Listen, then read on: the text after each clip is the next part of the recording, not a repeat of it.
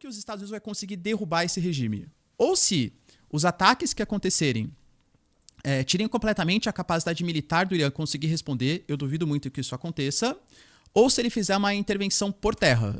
Só que fazer uma invasão por terra contra o Irã é problema. Por quê? Porque o Irã é um país que ele é 4 vezes maior que o Iraque. Olha a dificuldade que os americanos tiveram no Iraque.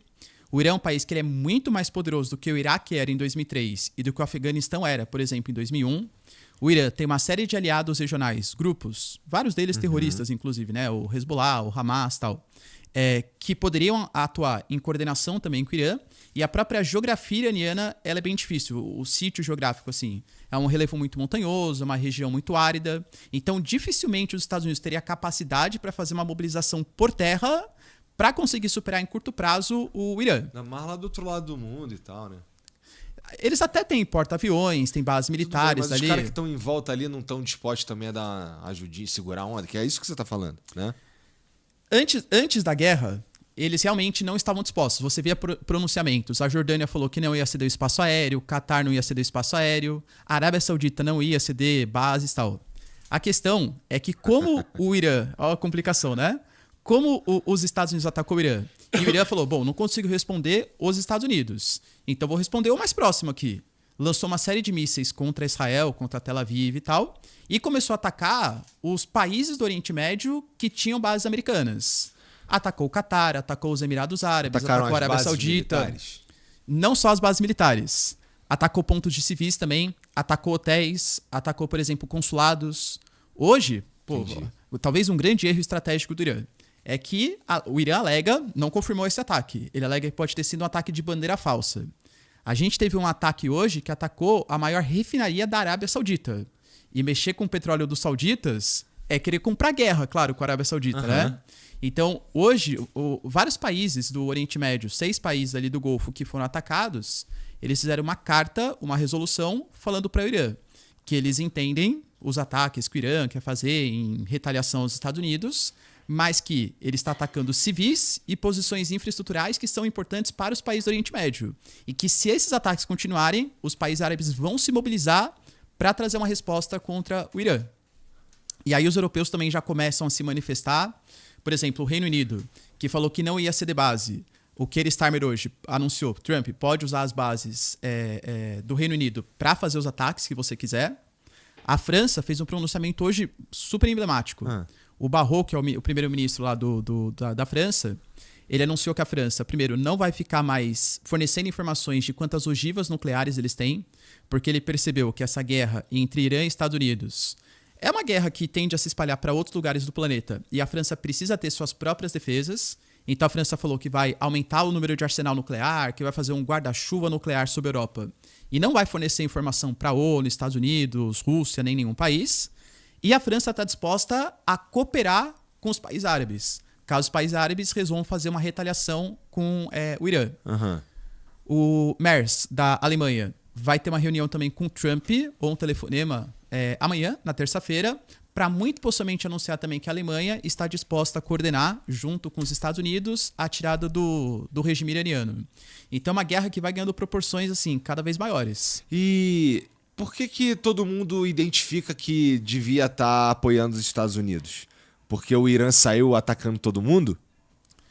Eu acho que é pela natureza do regime iraniano, né? Por isso. Exato. Todo mundo reconhece que o regime meio... não devia estar ali. Exatamente, é um regime autoritário. Só que ninguém queria dar o primeiro passo. Exatamente. Por quê? Porque isso desrespeita a Carta da ONU.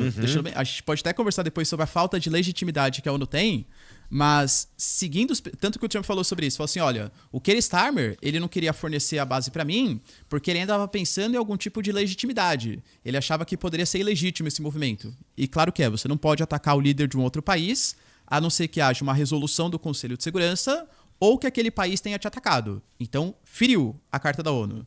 Claro que a Rússia também fere, né? Não estou falando de novo, né? Não estou defendendo o regime iraniano. Mas feriu a Carta da ONU. Com essa atuação dos Estados Unidos, os outros países, bom, já que agora já foi, a gente vai apoiar para representar os nossos interesses.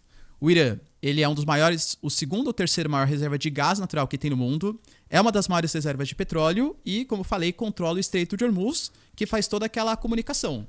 Além disso, o Irã é a cabeça do povo ali, a cabeça pensante dos tentáculos que atuam contra os interesses do Ocidente no Oriente Médio.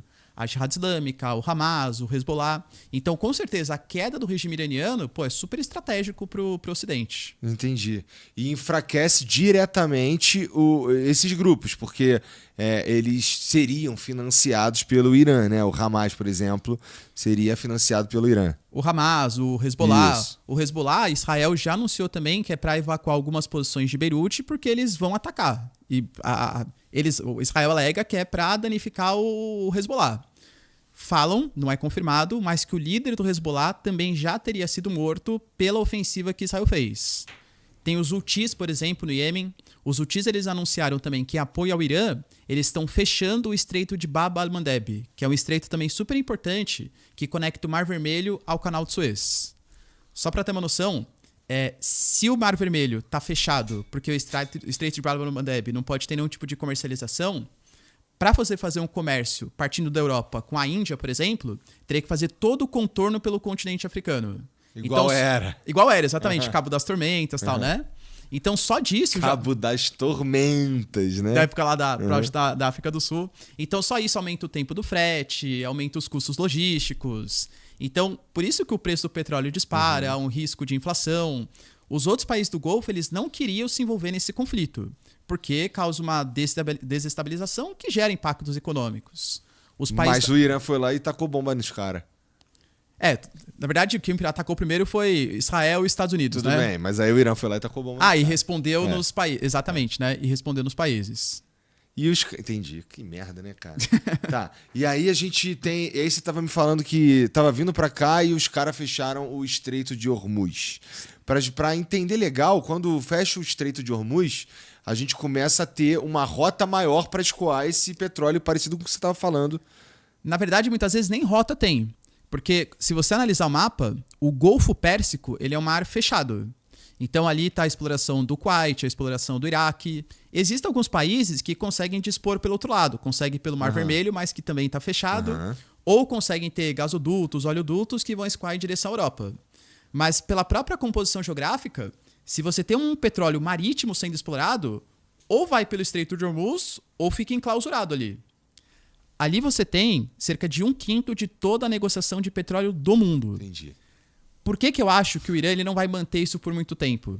Porque aí começa a desagradar não só Estados Unidos e os aliados americanos, mas agrada principalmente a China. Porque a China é a grande interessada em comprar petróleo não só do Irã, mas de todos os países que escoam o petróleo do Estreito de Hormuz.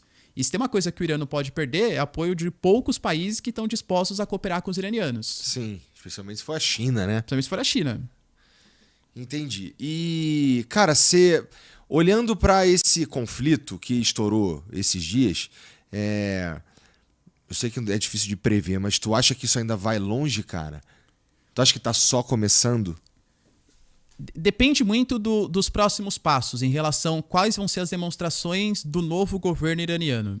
Se o novo governo iraniano demonstrar que ele está disposto a negociar com os Estados Unidos, abrir mão dos seus mísseis, por enquanto não é isso que eles estão falando.